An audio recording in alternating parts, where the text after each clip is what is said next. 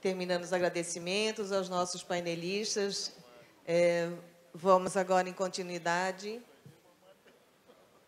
Já em continuidade, o presidente da ANEAC, Mário Viana, por favor, permaneça. Vamos convidar agora o arquiteto Jorge Hereda, presidente da Caixa Econômica Federal.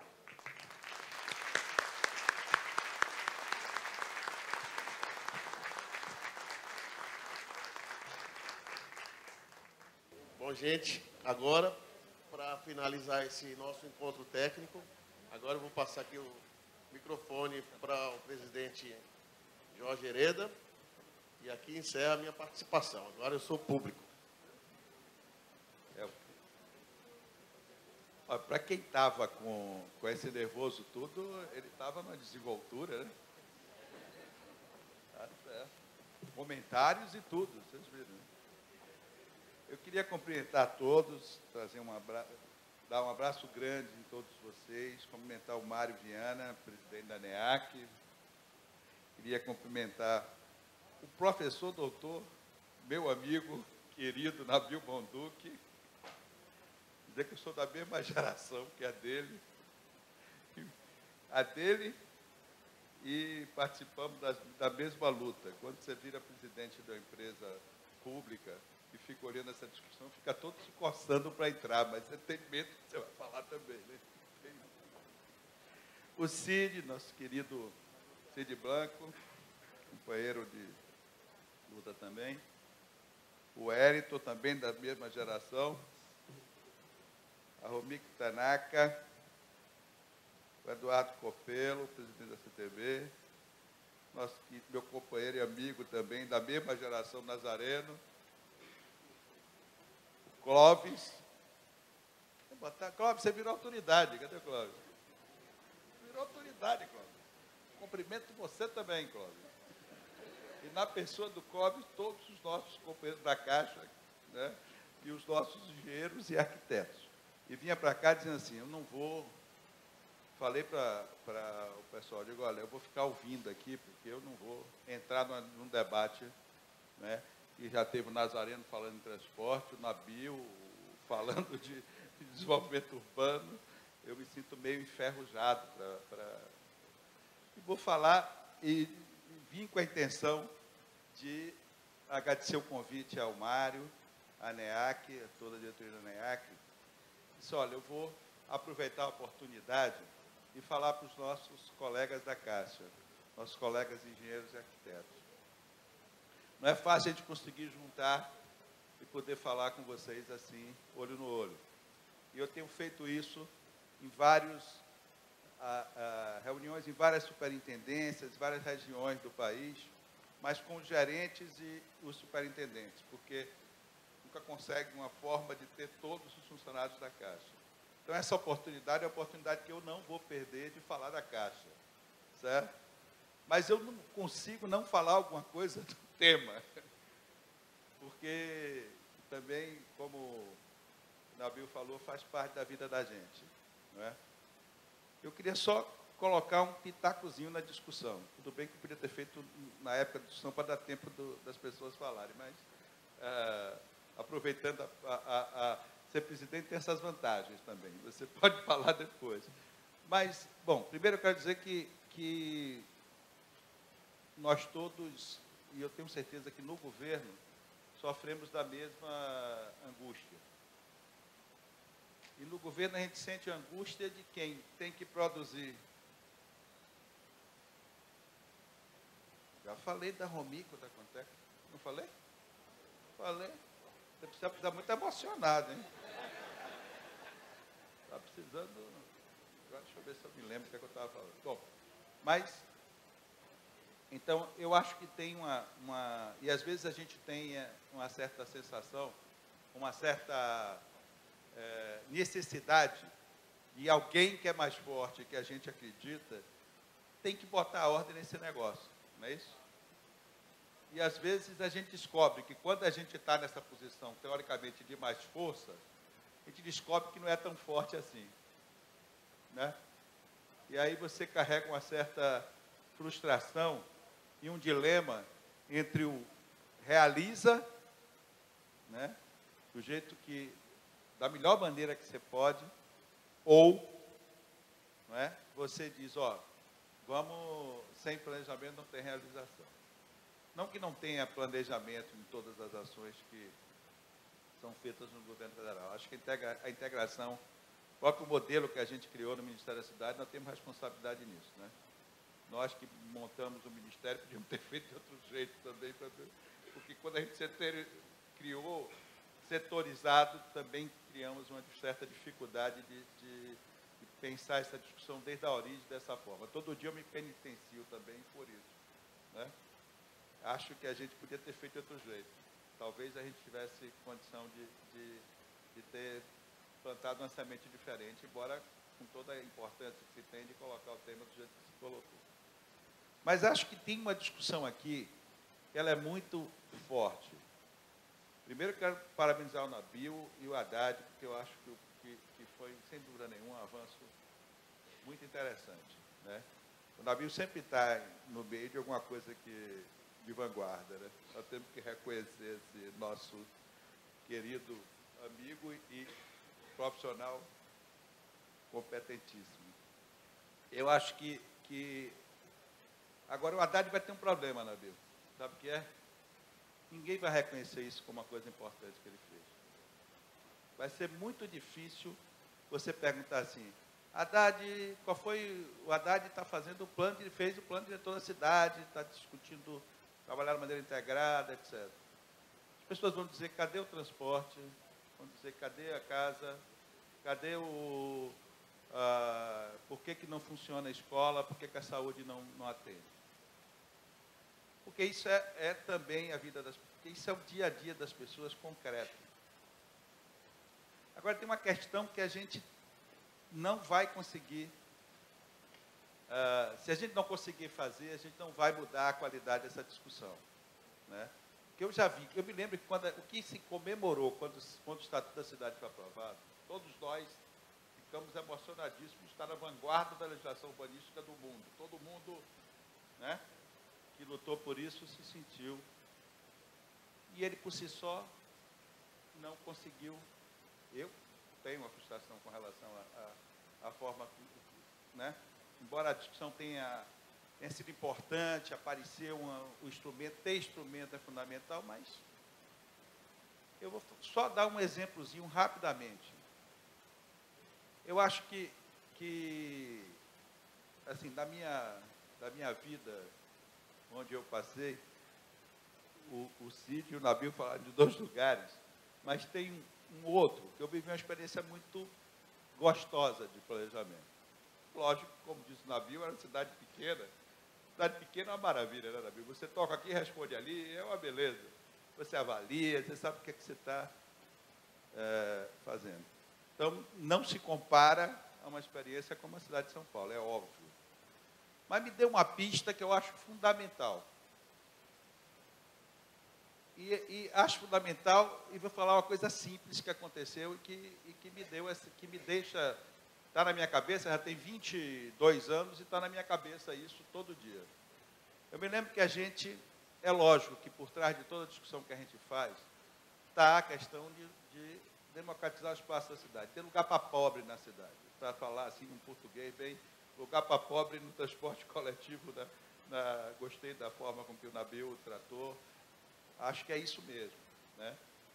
Agora, eu me lembro que a gente trabalhou um plano diretor na cidade, bom, Diadema, todo mundo sabe, e eu me lembro que a gente trabalhou 3 coisas, vou falar só de 3 instrumentos que eu acho que eram importantes e que mudaram um pouco a cara da cidade.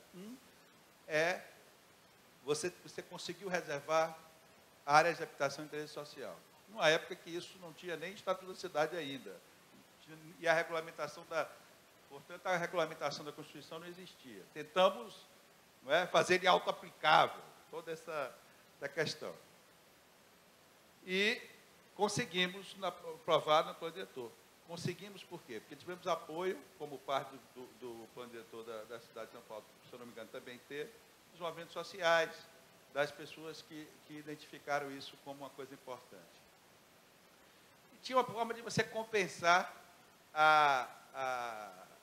você nós diminuímos o índice no centro da cidade, que estava muito congestionado, e demos a oportunidade para as pessoas que estavam preservando os 20% que existiam de área na cidade, de área de proteção ambiental, que ele podia utilizar essa preservação, ganhar com a possibilidade de vender potencial no centro. Bom, 3 instrumentos. Aprovou o plano diretor, um ano depois mudou a gestão. E o plano diretor dizia que ele só podia ser alterado no primeiro ano da gestão. Então, o que é que aconteceu para eu não passar a noite inteira falando disso? Tá? Eu falei, pronto, acabou. Não vai ter mais habitação de interesse social, não vai ter mais nada. Porque se tem uma coisa que no plano diretor se consegue fazer com muita força, é o seguinte: quem entende quais são os interesses que estão em jogo ali, o que é que significa para a sua vida ou para seu negócio, está ali, discute e interfere. Né? O setor imobiliário faz isso porque é o negócio dele, ele vai procurar fazer da mesma maneira que seja mais rentável para ele. Não estou demonizando nem querendo dizer que não é legítimo. Agora, o cidadão, a cidadã, não sabe o que é que está acontecendo ali. Então, um ano depois, volta-se, o governo entrou novo e estava fazendo a discussão do plano diretor. Para resumir, o índice da área central voltou a ser 5. A área de mananciais não tem mais condição, não tem mais direito de compensar. Agora, a área de habitação e interesse social aumentou. Por quê? Porque a gente tinha feito mais de 120 reuniões na favela da cidade explicando o que é que significava aquela área só poder ser ocupada por habitação de interesse social. Não é? Mesmo que isso não seja a panaceia do mundo e nem resolva tudo, porque o mercado também sabe se apropriar disso. Né? Mas, um ano depois, eu tinha que dizer assim, ó, o povo estava querendo botar até estacionamento de fábrica como área de habitação de interesse social. E eu me lembro que eu tive, na época que eu era secretário, eu tive que virar e dizer assim: a área de proteção ambiental não vai virar área para habitação, pode cortar, porque o Estado tem que intervir nisso, porque também ia virar, ia acabar com as APAs e virar área de habitação de interesse social. Não é? Mas o único instrumento que ficou forte foi isso. Foi o instrumento onde as pessoas, aquele cidadão entendeu o que é que significa na vida dele. Né?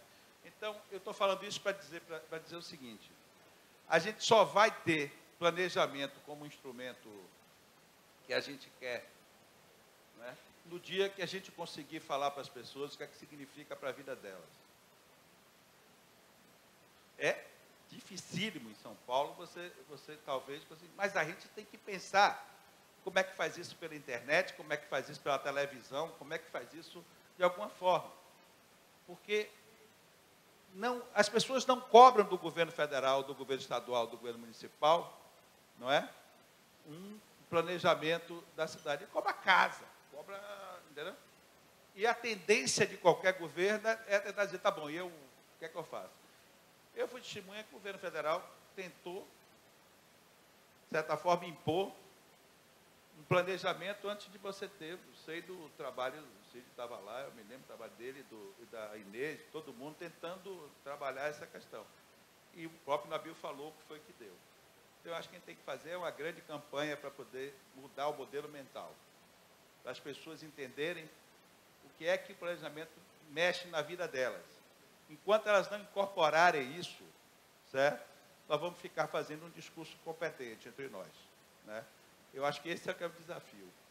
Um desafio que o governo federal tem que fazer, que o governo estadual tem que fazer, que o municipal tem que fazer, mas que as entidades de classe têm que fazer, né? Os partidos políticos que têm um compromisso com isso, o movimento social de uma maneira geral, ou toda a sociedade organizada, e nas escolas, para a criança, que você já discute, por exemplo, o meio ambiente com as crianças quando você está ligado. Um avanço considerável. Né? Você pode extrapolar para discutir o que é que significa também essa questão. Portanto, era esse pitaco que eu queria dar um pouquinho, Nabil, porque é o pitaco de um ser angustiado, certo? que já tentou de um lado, já tentou do outro, certo? E sempre termina com a sensação de que não fez tudo que devia ter feito, entendeu? Então, era isso que eu queria colocar para vocês. Agora, me desculpem, eu tenho mais uns 15 minutos, o tempo que eu quiser. Então, Pamela, você pare de balançar a cabeça e ficar dizendo que eu estou falando muito. Pamela é minha assessora, ela faz isso comigo. Ela fica ali, ó, fazendo assim, diminua a fala. Ela falou. Então, Pamela, você já viu mais dizer que eu tenho mais um tempo, né? Então, gente, eu já dei meu pitaco nessa discussão. Gostaria muito de poder falar mais sobre isso, inclusive de como a gente vê isso de dentro, mas eu não queria perder a oportunidade de falar. Eu pedi licença para os meus companheiros e amigos que são de fora da Caixa, para falar um pouquinho da Caixa, e não vou falar só da área de engenharia e da área de arquitetura, da nossa área técnica. Porque eu acho que a gente precisa saber o que foi que aconteceu na Caixa nos últimos anos, porque às vezes nem a gente dá conta de entender, nem consegue entender o que aconteceu. E no momento que a gente vive um certo debate sobre banco público, a gente precisa ter argumento. Porque o discurso fácil, ele começa a fazer de maneira muito forte. Você costuma ouvir, num momento como esse, não estou discutindo eleição, estou discutindo a questão dos bancos públicos e como isso é tratado, às vezes, de maneira ideológica. Não é a eficiência que está sendo buscada. É a forma com que você acha que cabe ou não cabe mais setor público na vida das pessoas. Eu quero dizer para vocês que a gente fez, vocês sabem disso, um planejamento em 2011, em que, fruto de um trabalho desde 2003, que a gente estabeleceu uma bandeira como um símbolo. Nós vamos ser um dos 3 maiores bancos do país. Nós vamos continuar sendo e vamos ampliar a nossa ação como principal instrumento das políticas públicas do governo federal e dos governos municipais e estaduais, se a gente pudesse. Que a gente queria e acha que um banco público tem papel nas duas ações. Nós isso é importante. Então, uma grande bandeira, um grande foco que a gente podia dizer assim, vamos ser um dos 3 maiores bancos do país, de novo. E já há anos atrás a Caixa já tinha sido. A Caixa tem 150 anos, já foi até o 2º banco do país e tudo mais. Bom, meus amigos, não é que era ser o 3º banco do país para ser o 3º banco do país. Por trás disso, a gente dizer o seguinte, a gente quer ter o tamanho que a gente tem direito de ter nesse mercado. Seja ele nas ações de desenvolvimento urbano, nas ações de políticas públicas, seja ele nas ações da crédito. Porque dar crédito no momento de crise é papel também de banco público e é uma ação importante.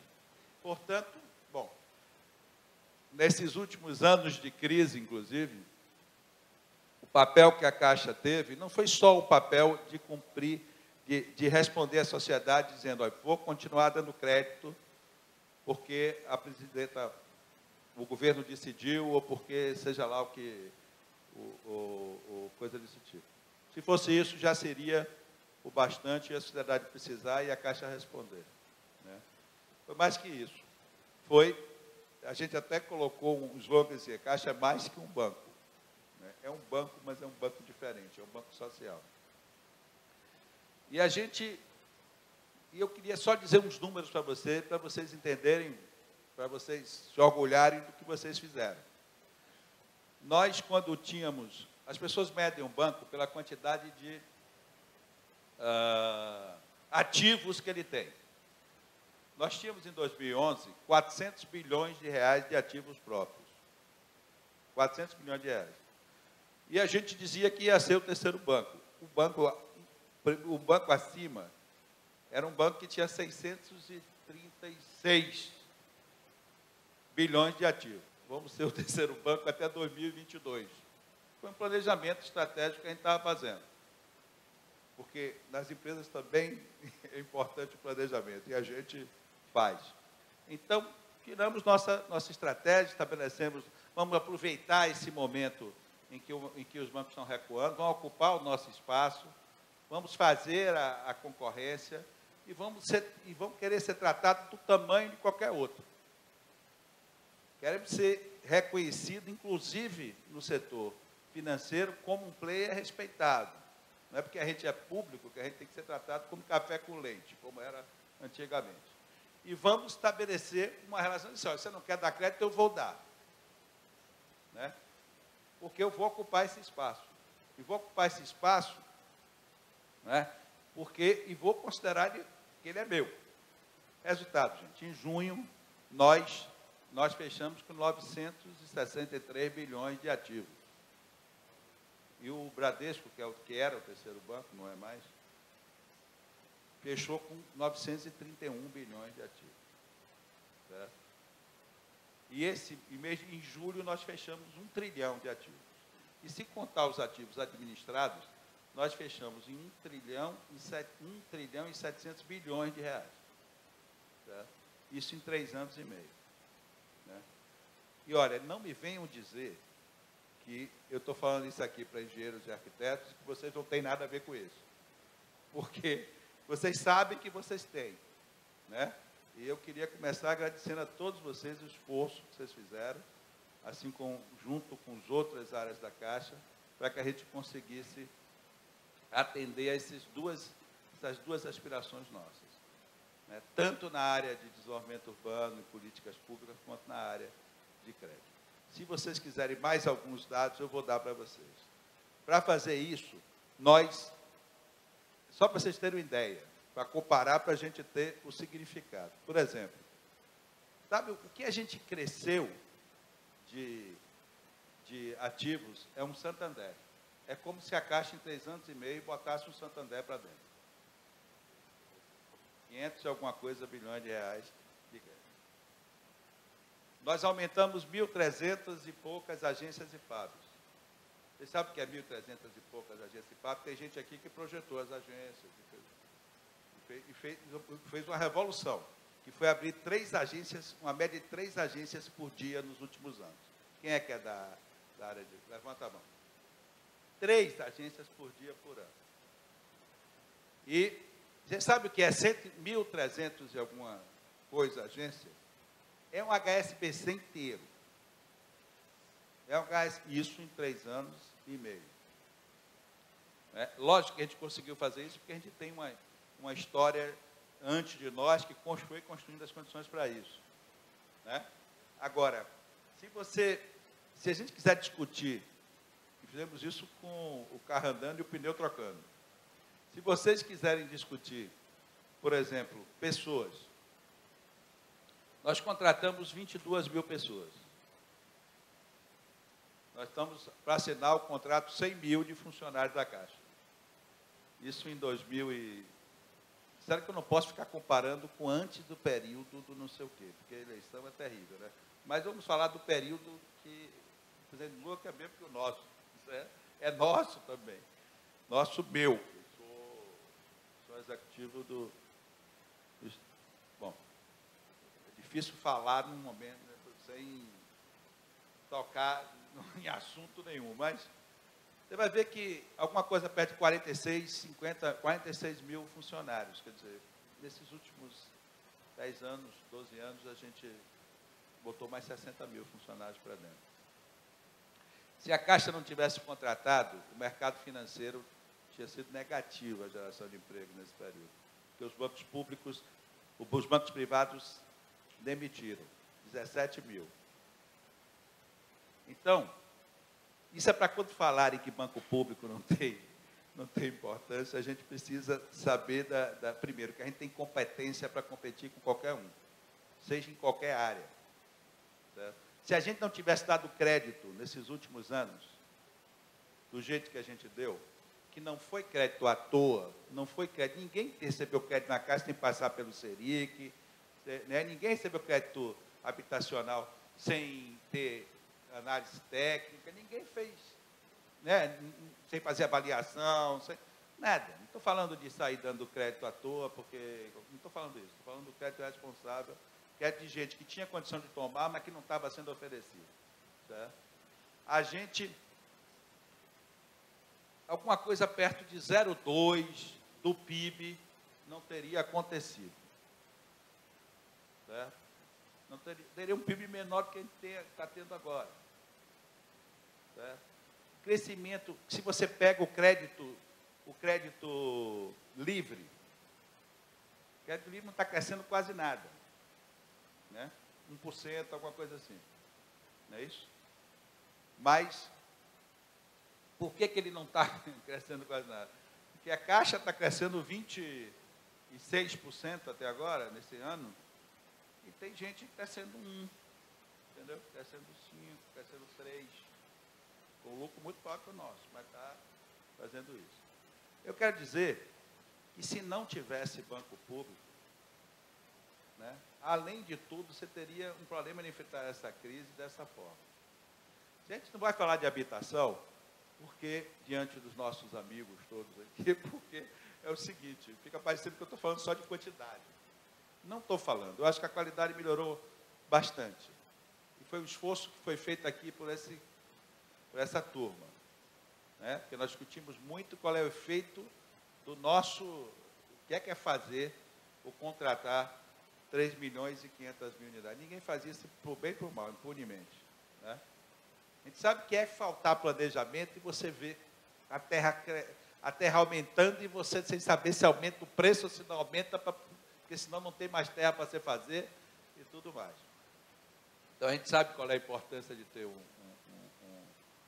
uma cidade planejada e instrumentos de política urbana que garantam terra. Né? Mas é simplesmente é você dizer assim, eu fazia 5 bilhões de reais de crédito imobiliário. E quer dizer, todo mundo fez, né? 135 bilhões de reais de crédito imobiliário nessa cidade. Tem um gráfico que o Gilberto apresentou aqui, que mostra, ali são períodos. Não pode, nesse período não pode falar qual é o período que é também. Então, aquilo mostra, inclusive, aquela mexida, eu chamo de paliteira aquele gráfico, mostra que muita coisa daquilo aconteceu, antes até do Minha Casa Minha Vida, o Cid chegou até a falar disso, porque o marco regulatório foi mudado, né? Porque se teve uma preocupação de fazer o mercado funcionar, criar o mercado, né? Não foi assim, 2006, 2007, 2008, não cresceu porque tinha Minha Casa Minha Vida, cresceu porque houve um trabalho de planejamento baseado num projeto que todos vocês conhecem, que todos trabalharam, o Nabil também estava lá para poder variar, certo? Então, eu quero dizer para vocês o seguinte, se você imaginar, só para dar outro significado, que 70% desse crédito imobiliário foi feito pela Caixa, todo mundo aqui se acha nisso, não é isso? Se acha nisso. Nossa carteira de saneamento, o Suga e o Medalha devem ter falado aqui, né? Já está mais de 40 bilhões, está crescendo 50% ao ano, tem vai fazer mais 20 bilhões esse ano. Nós estamos colocando recursos da Caixa para financiar investimentos em infraestrutura. Às vezes a gente recebe crítica disso, porque está financiando o setor elétrico, está financiando a Petrobras, está financiando não sei quem. Né? Então, eu quero dizer para vocês, vou economizar nos meus números, porque eu já gastei meu tempo, um pedaço do meu tempo com as considerações iniciais. Mas eu queria que vocês soubessem, né, que dessa transformação que vocês fizeram, né, e que às vezes a gente não se dá conta no dia a dia. Não é? Agora eu queria dizer para vocês, tem outros números, sim, nós temos 75 milhões de clientes. Nós cotamos para dentro 6 milhões de clientes por ano. 75 milhões é mais que a população da França, eu acho que é mais que a população da Inglaterra, da Itália, ou de qualquer país desse imaginário. É mais de um terço da população brasileira, fora as que não têm conta na Caixa e que vão na Caixa sempre, por outros motivos. Não é isso? Então, eu acho que Bom, vou parar com os números, senão a gente não para mais, né? Mas dá um nó na cabeça mesmo. Tá? Agora, eu quero dizer para vocês que a gente tem uma tarefa. Eu estava discutindo com o pessoal outro dia, e a gente dizia assim, tá bom. E uma figura que a gente achou foi o seguinte, tá bom, nós subimos o Everest. E agora a gente desce? A gente faz o quê? Não, a gente não desce. Não desce. Nós tínhamos 6% de market share de crédito quando a crise estourou em 2008. Nós estamos perto de 20% em julho. 20% do crédito do país é dado pela Caixa. E nós queremos esses 20%. Esse 20% é nosso, pelo nosso tamanho, pela nossa compra. Nós conquistamos, nós vamos continuar com esses 20% de crédito. Vamos continuar com 20% de crédito, com a parcela maior de crédito de habitação, que é a nossa cara, de infraestrutura, que é o grande caminho da sustentabilidade para a gente com relação a crédito também, que é a nossa obrigação e que é a nossa cara. Eu acho que para a gente não descer do Everest de novo, a gente precisa, eu falei, não, nós vamos fazer uma aldeia no alto do Everest, vamos fazer qualquer coisa, vamos morar lá, mas descer que a gente não desce. Tá? E o que é que a gente... Agora, não descer significa entender que tem desafios que precisam ser enfrentados. Não acabou, entendeu? Nós temos um desafio pela frente, é o desafio da sustentabilidade, de fazer melhor. Não é? É o desafio de, se você falar de crédito, não é de cuidar da carteira para que ela não tenha uma inadimplência grande, que é isso que estão esperando, para dizer que a gente errou. Que ninguém pode crescer desse jeito sem acontecer algum problema, muito menos um ente público. Nós estamos cuidando para poder, porque qualquer coisa que aconteça com a Caixa, certo? É um esforço para que a gente venha. Então, eu não estranho alguém chegar a dizer que vai segurar os bancos públicos nessa época da discussão. Não estranho. Fico muito lisonjeado como presidente de um banco público. Certo? Não estranho e acho um absurdo alguém chegar e dizer que vai limitar o crédito direcionado num país como o nosso. O crédito direcionado é mais de 46%, em torno de 46% do crédito do país. É o crédito de habitação, é o crédito agrícola, é o microcrédito. Você escrever que você não vai fazer isso, o que é que você vai botar no lugar? Quem é que ganha com isso? Vai ficar na decisão dos mesmos bancos que decidiram não dar crédito? Que decidiram não dar crédito porque, olha, na dúvida é melhor não arriscar. Vamos botar o dinheiro em outro lugar e vamos ganhar dinheiro. Certo? E tudo bem, o banco, né, tem que responder aos seus acionistas, mas... Não é? Então, você imagina no dia que você não tiver obrigatoriedade para aplicar 65% dos recursos em habitação, da poupança em habitação. O que é que vai... Você acha que algum banco vai captar a TR mais 6 para aplicar a TR mais 9 ou 8, certo? Se pode aplicar para ter uma rentabilidade de 40% ao ano? Por que isso está passando e ninguém está vendo? Você acha que crédito rural vai ser acessível para alguém se não tiver o carimbo do depósito à vista ser aplicado para isso? Qual é o... Entendeu? Eu não consigo entender por que isso vira um tema nesse momento que não seja interesse, que não são da sociedade brasileira. Certo? Então, eu estou falando isso, não é por questões políticas e não estou fazendo proselitismo nenhum. Estou dizendo que a gente tem uma estratégia e nós vamos continuar com ela. E que a gente não vai recuar. E que nós estamos incomodando um monte de gente com isso. Eu fui há pouco tempo atrás, algum tempo atrás, nesses almoços que você faz na redação de alguns veículos, um certo veículo. Aí sentei, viraram para mim e disseram assim, não, porque você sabe que o problema são vocês. Eu falei, que problema? O problema são vocês, não é o Banco do Brasil, não é o... São vocês. Seus pares sentam aqui e falam toda vez que o problema são vocês. Porque a gente tem um juro mais baixo, porque a gente tem... Falei, tá bom. Agora eu vou perguntar uma coisa para você. Quando deu a crise do crédito de veículos, você chamou os presidentes de banco que fizeram aquilo e chamaram de responsável aqui? Você falou para não sei quem, que eles eram irresponsáveis, que estavam dando crédito de uma maneira, né, absurda. E por que vocês estão fazendo isso comigo? Você não tem nenhum indício de dizer que o que eu estou fazendo está errado. Né? Eu vou dizer para vocês uma coisa. Vou pedir para... Bom, já que eu estou falando, vou dizer. Você tem que enfrentar até Banco Central, que vira para você e diz assim, ó, mas você está crescendo demais, e aí você tem Você está diferente dos seus pares. Falei, eu sou diferente dos meus pares. Nós somos diferentes dos nossos pares. Né?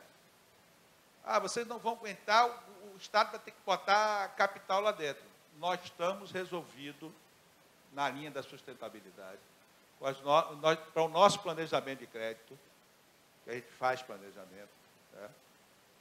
Nós estamos resolvidos com o nosso planejamento de capital até 2016. Tá? Justamente para ter um ano, para todo mundo poder discutir o que quiser. Mas você pensa o seguinte, e com ações que nós fizemos, nós estamos captando no exterior, para capital, para contar como capital nível 2. E poucos bancos fizeram isso. Quando a gente capta no exterior, a gente capta a preço bem razoável, porque a gente, como é que se diz? Tem credibilidade para fazer isso. Agora, nós precisamos manter essa sustentabilidade. Manter a sustentabilidade também é atender bem a esses clientes que a gente recebe. Seja o cliente a prefeitura, seja o cliente governo, seja o cliente individual das agências. Esse é um desafio para a sustentabilidade, conseguir atender bem esses clientes. Né? Fazer isso da maneira mais racional possível. Estamos discutindo o nosso novo modelo de gestão, com calma e com jeito. Fizemos uma mudança, focamos governo e focamos habitação.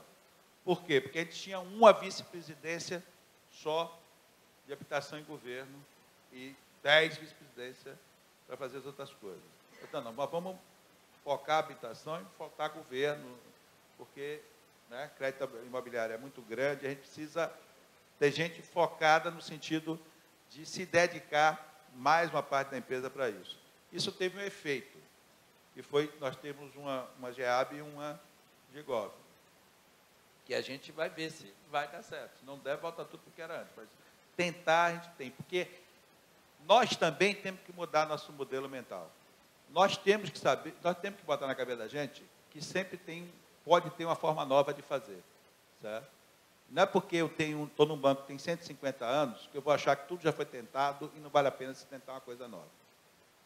Então, por exemplo, nós estamos lá na rede, discutindo a rede de governo, a rede de habitação, a rede de varejo, a rede de corporate, etc, etc. Nós estamos discutindo ter, da mesma forma que você tem para PJ uma plataforma de negócio com gerente e tudo, tem uma plataforma para governo, tem uma plataforma para habitação, etc, etc, com gerente dedicado para isso, tudo mais. Nós estamos tentando, vamos começar no Rio Grande do Sul e em Goiás. E vamos avaliar isso. Né? Vamos demorar um tempo para ver se funcionou. Se funcionar, né, é lógico que nós vamos levar para adiante. Agora, o que eu quero dizer é o seguinte, nós estamos saindo da caixinha.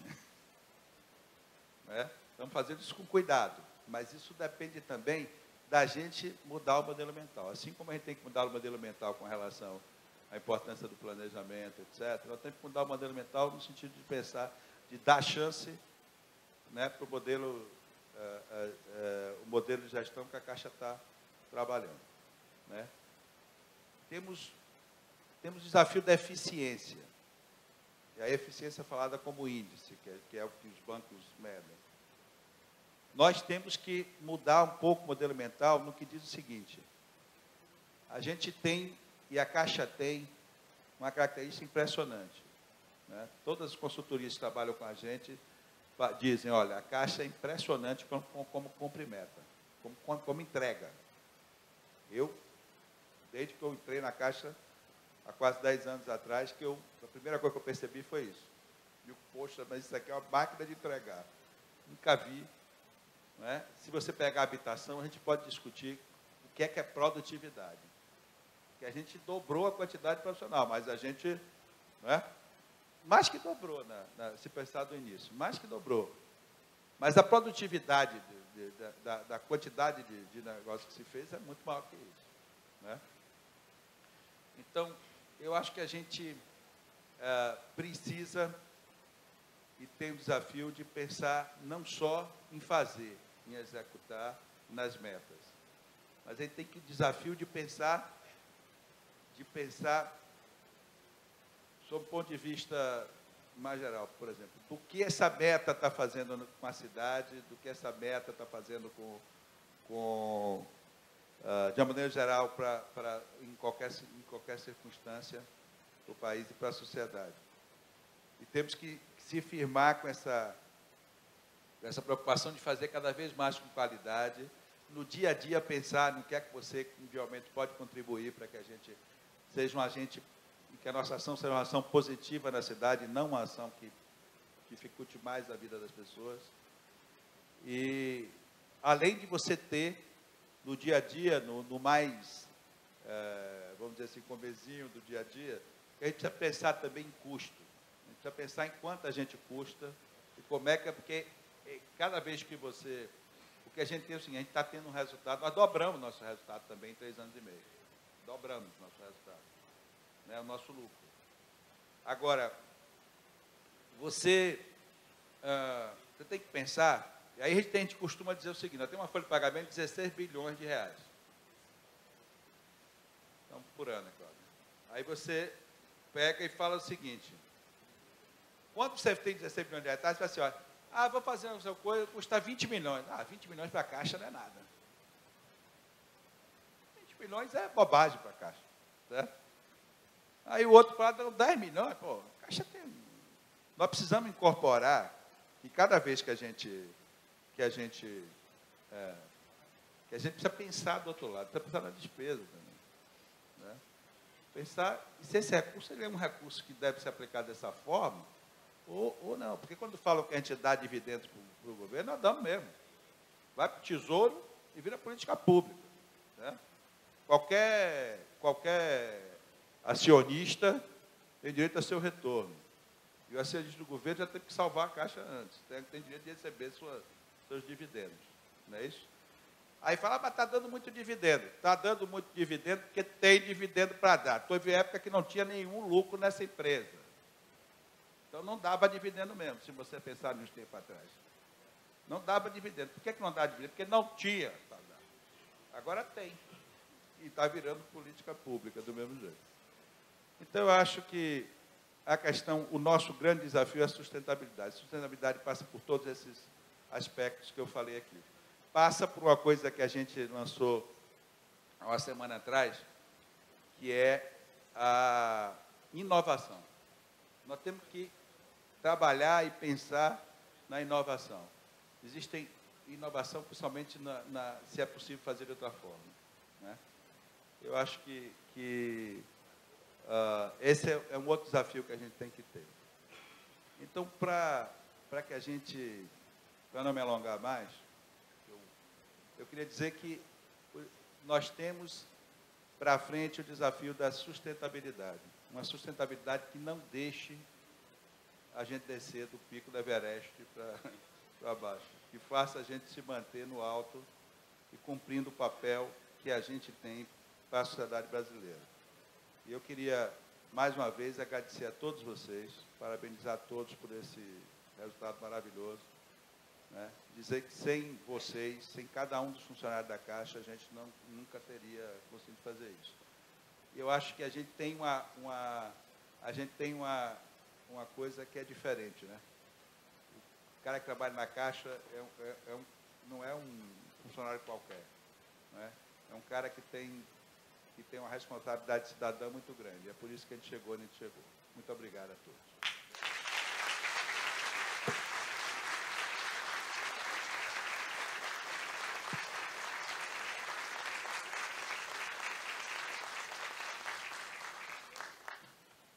Bom, gente, fechou com chave de ouro, né? Queria agradecer mais uma vez ao nosso associado honorário, Jorge Hereda, presidente da Caixa. Você já participou de vários encontros da ANEAC, Assembleia, um monte de coisa. Eu acho que essa foi a vez que você falou mais tempo,